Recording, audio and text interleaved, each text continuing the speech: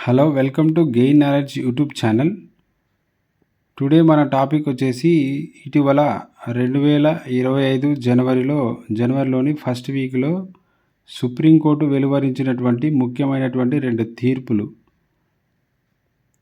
వాటి గురించి చూద్దాం. అందులో ఒకటి, ఆస్తి హక్కు రాజ్యాంగబద్ధమేనని సుప్రీంకోర్టు ఇటీవల తీర్పు ఇవ్వడం జరిగింది.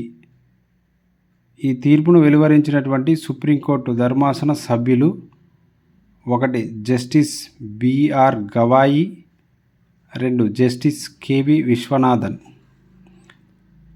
ఈ ఆస్తి హక్కు రాజ్యాంగబద్ధమే అని సుప్రీంకోర్టు తీర్పు ఇచ్చిన దాంట్లో ప్రధానంగా పేర్కొన్నటువంటి అంశం, ఇది పౌరులకు కల్పించినటువంటి మానవ హక్కుల్లో భాగమే అని సుప్రీంకోర్టు తీర్పు ఇచ్చింది.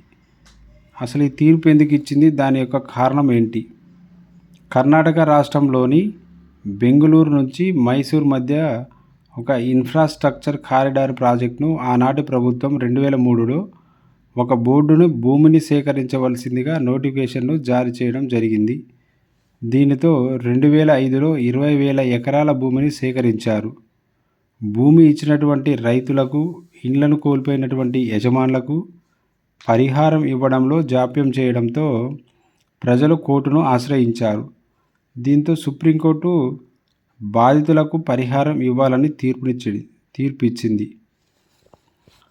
గతంలో ఈ ఆస్తి హక్కుపై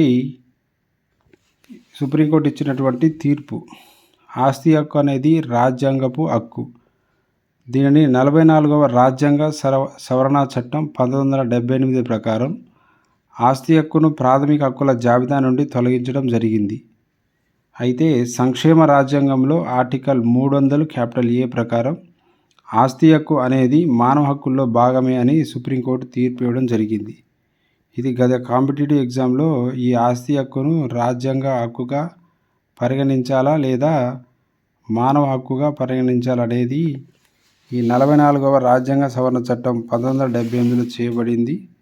దీన్ని చాలాసార్లు ఇంతకుముందు కాంపిటేటివ్ ఎగ్జామ్లో అడగడం జరిగింది. దీనితో పాటుగా ఈ రీసెంట్లీగా ఇప్పుడు ఇచ్చినటువంటి ఆస్తి హక్కుపై సుప్రీంకోర్టు యొక్క తీర్పును, అది వెలువరించినటువంటి ధర్మాసన సభ్యులు దాని యొక్క కారణాన్ని గుర్తుంచుకోవాలి.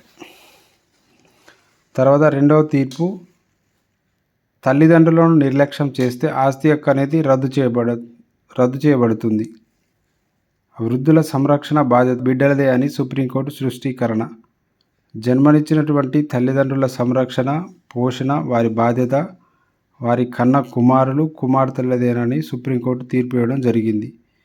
ఈ బాధ్యతను విస్మరిస్తే వారి కన్న వారి యొక్క ఆస్తి పొందే హక్కు వారికి లేదని సుప్రీంకోర్టు పేర్కొనడం జరిగింది.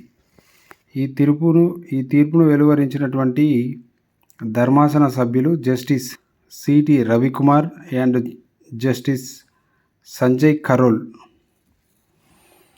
ఇవి 2 తీర్పులు. ఇవి వెరీ వెరీ ఇంపార్టెంట్. ఇది సుప్రీంకోర్టు ఇచ్చినటువంటి తీర్పులు కాబట్టి. Okay, thank you for watching this video.